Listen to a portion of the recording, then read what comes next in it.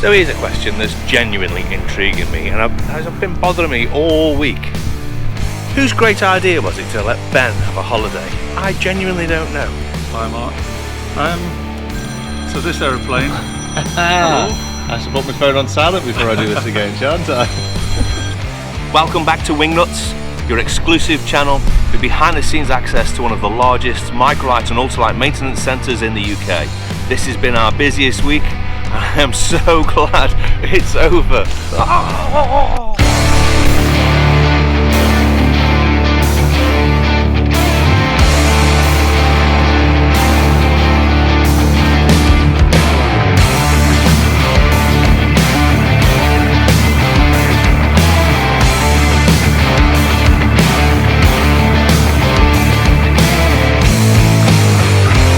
Welcome to Wingnuts, home of micro maintenance.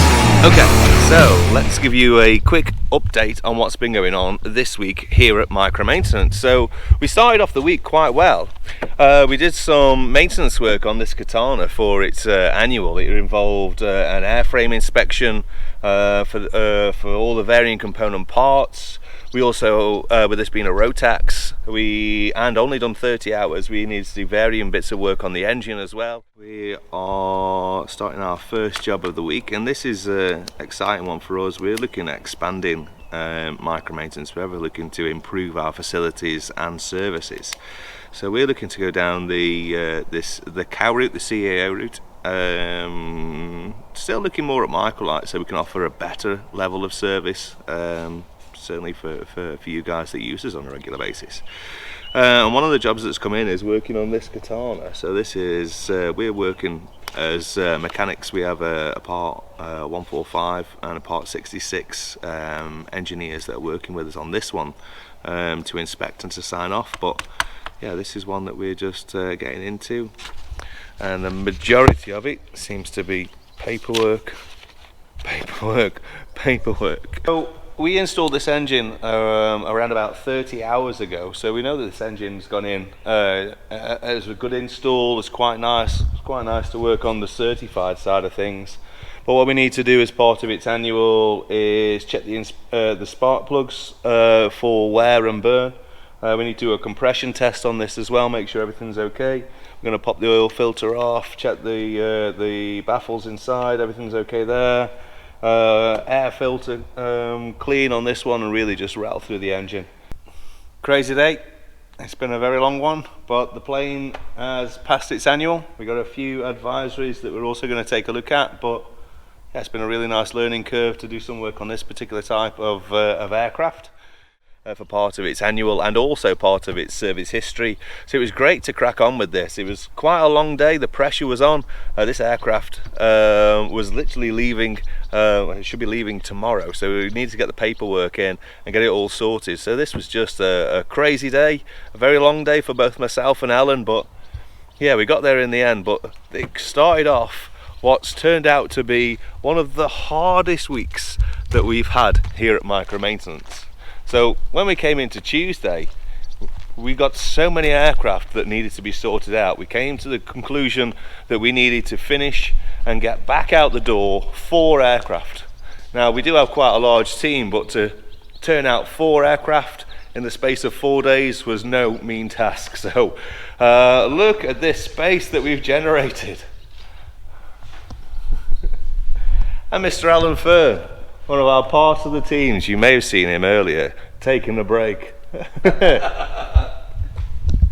So yes, the team pulled out all of the stops this week.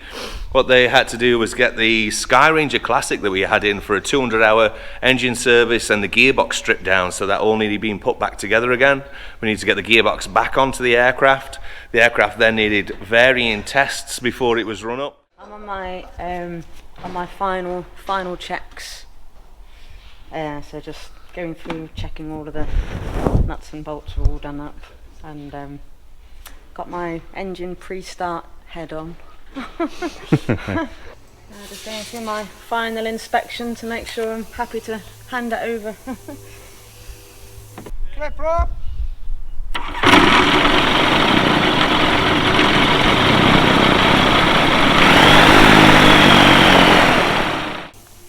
I have to know that I'm sending it out right.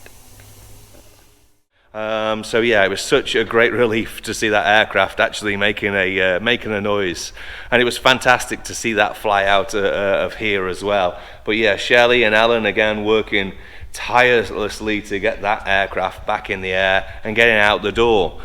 But don't worry, sports fans, this space will soon be filled. Next week we've got 2 Skyrangers, a GT that are all turning up. So yeah, we're trying our hardest to generate space for the new aircraft that are arriving. One of the other ones that we've been able to work on was the Rans. Now, if you looked at our previous episodes, you see that this Rans has been somewhat of a sticker. And we had all sorts of issues regarding the legs. The issues being that they were second-hand legs and we were trying to fit them to an aircraft. Just a quick update on the landing gear on this Rans. The customer initially bought us some second-hand legs that were off an existing Rans that had been broken for parts and wanted them fitting to his Rans. The new legs are the hydraulic brakes and discs, which is a much better braking system than the current cable system that's in there, so I understand why you would want to do that. The issue being is that the correct procedure of fitting the legs is you would slide the new legs in and you would drill a hole picking up the leg that's inside in order to bolt it. But because these are second hand, the hole has already been pre-drilled. Let me show you. So the hole has already been pre-drilled. The nightmare for that is it doesn't line up with the existing bolt of the old legs. It's also a completely different diameter.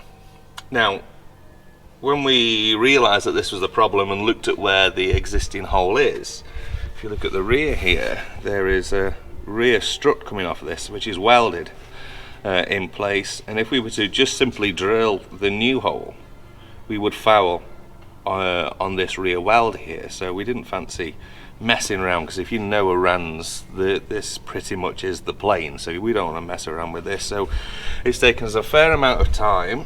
I'll show you what we've been doing. A fair amount of time messing around with drawings, taking endless amounts of measurements, and this is why we're fortunate to have an Al.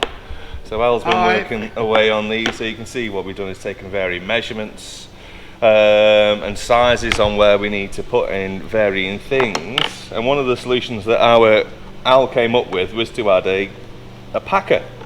Well, we're trying to calculate the distance from the top of the tube to this hole fixing. So this is what you probably saw me doing yesterday, of turning a new one of these to get them to be slightly smaller diameter. If you can see there, because what we don't want that to do is wedging. But what that will do is it will bring the leg down and therefore the hole a little bit further, so that we can clear the existing welded structure that's there. So that was all right in theory. Obviously, whenever you're doing any form of modification on any aircraft, whether it's BMEA or LAA, you need to seek approval not only from the manufacturer but also from the respective governing bodies, because these are the guys that are going to say yes or no, and certainly running it past the inspector that is going to be signing it off. So this, we've taken endless amounts of pictures, we've been backwards and forwards on emails, numerous Zoom conversations, just so that we can happy to proceed. Anyway, it's crunch time, and we're going to do is we're going to put a small tack weld on this just to hold it in place so that it doesn't move. We're going to line it up, and hopefully, fingers crossed, we're going to drill a hole that should line up with this, and then we can use that as the guide to pick up the rear side, and we can get these legs fitted. If they were new legs, it wouldn't have been a problem. They would have just gone straight in and we could have drilled the hole where it needed to be. But unfortunately, this one had holes pre-drilled in it. And if you've been following the story on the Rans particularly, we reached a point where we were backwards and forwards, trying to get permission and make sure that everyone was happy, to a point where we were happy to drill a hole in this airframe. We weren't prepared to drill any airframe, let alone this one, without knowing that it was going to be in the right place and being accurate. So we provided varying technical drawings and did lots of work on this aircraft. Come towards the end of the week, we knew these guys wanted this aircraft back, so we put the option to them of, we're going to do these legs another time. All the hard work has been done, But this aircraft needs to get out the door. These guys need to be flying this plane. So we put it to them, let's book them back in towards the end of the season. Let's get some flying out of the way, and then they can bring it back in and we can just get these legs fitted. Anyway, the LAA inspector's booked in for next week. Hopefully we can get this aircraft signed off and get it out through the door. So that one is done as well, so that's 2. Another aircraft that we were working on was our first ADAM sale. So we were dealing with Ed, who's out in the States, and trying to give him some after-sales support. So ended up having a quick Zoom conversation with Ed and Ben as well, just to make sure that he was happy with his trike, make sure everything worked the way it was, and we did varying Zoom calls, and I think I've got another one booked in with him later on today, just to make sure he's happy with his aircraft, make sure everything's where it should be. But yeah, it's an ongoing thing when you sell aircraft. After sales is so important. One of the reasons why we like teaming up with Flylight, who are a fantastic company. Now, you can see here is our Alan working away. What are you up to, Alan? Mark, I found him someone needs very smart engine control lever handled, we won't call them knobs. No. Bit of a challenge because of the wrong diameter, so we had to machine it out, and it wasn't easy to hold. But there we go. Look. They look great, straight out of the Alan Jackson custom shop. How's that? Doesn't that look smart? Yeah, they're nice. I like those. Now, we have got quite a nice bit of feedback from last week from the inside. We did a quick guided tour of what's going on the inside of our custom Ninja, and we got asked a question on a private message, what's going on with the outside. So again, a lot of you guys have got quite eagle eyes, so I'm going to give you a very quick sweep around. We've been doing some work on this engine, but this is an exclusive. We've kept this under the bonnet for a while, but fully tricked out engine. There's lots going on there, and that sounds more like for another episode, but yeah, just for now, that's quite a nice tasty engine that's going on there. Engineering, as always, has been snowed under. So one of the other aircraft we were looking to get through the door was the Yellow Quantum 912. So it was nice to finally get that all run up. Shelley did some engine tests on there. We found the earth problem and got that all done. Alan did a permit on the aircraft as well, and it was great to see that aircraft had finished. But we put it together and we were like, I'm not happy with that screen. We suffer terribly with OCD, and if you can make something look better, then you should. So me and Ellen quickly cut out 2 new screens, lower and upper. The upper one was the one that really was bothering us, but if you're going to do the upper one, you might as well do the lower one, because it was just scratched to hell. And when you've gone to the trouble and expense that Neil, a good friend of ours, has gone to in order to get this Quantum back in the air, it's just so important to get that aircraft up and running. Anyway.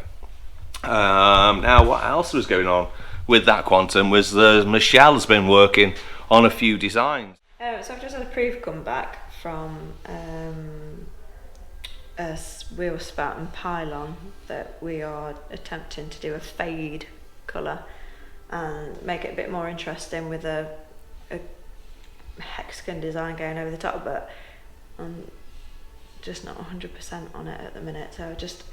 Are you not feeling it? Queried whether something else can be changed slightly on it, just to make it look a bit different. What else has been going on with us this week? We've been getting to grips with the Monster, particularly the carburettor, just tuning this one in, making it run sweeter, and also so we can understand more, so we can offer a better level of service for you guys on servicing on ADAM's PeaBees, particularly the Monster 185. Meanwhile, Brendan was working tirelessly. He was working on a number of aircraft, one of which was this Flash 2 Alpha, and he seemed thoroughly chuffed to be working on that one. Hey Brendan, how's your day going? Hello Mark. Do you want the truth, the whole truth and nothing but the truth? Or shall I tell a few little white lies? Another one that we had him working on was Lord mounts on a yellow GT450. This is one that's coming to us. It's based at this hangar here, but is currently down in another bay. Hi Mark, I'm just talking up the Lord mounts beautifully. Fantastic. Yeah, so yeah, it's all been Done today, 4 new load mounts and ready for starting to box it up again. Brill. Another thing that was nice to see, this was one of the other aircraft that we wanted to get to a point of going bang, was our white GT. This was the sprag clutch job that's just one problem after another. Every single corner it could fight us on, it did. How are you getting on, Donny? We're getting on well. All the coolant hoses have gone on as they should have done. All the fuel hoses have gone on nice and smooth, and we're just connecting the exhaust. So it was nice to see this one being plumbed in, and I was able to drop on as well and put the prop back on and get that all squared away. Anyway, this one's earmarked for going bang next week, so hopefully we can get this all sorted. Michelle and the design team are working on some stunning graphics to go on this one there. So yes, it's been an absolute crazy week for all of us guys at Darley Moor and Micro Maintenance. I'm so glad this week is over. I can't even begin to tell you what a hard week it's been. The entire team just slaving away, getting 4 aircraft out so we can receive a few more aircraft that are in next week. So another busy week planned for us next week, so hopefully stay tuned, click that subscribe button and you'll get notifications. Please feel free to leave us any comments or messages below. We do read them, we try our hardest to reply to them, and again, if you've got anything you'd like to see more of, drop us a message, let us know. It's always nice to hear what you think. Until next week then, guys, thanks ever so much for watching.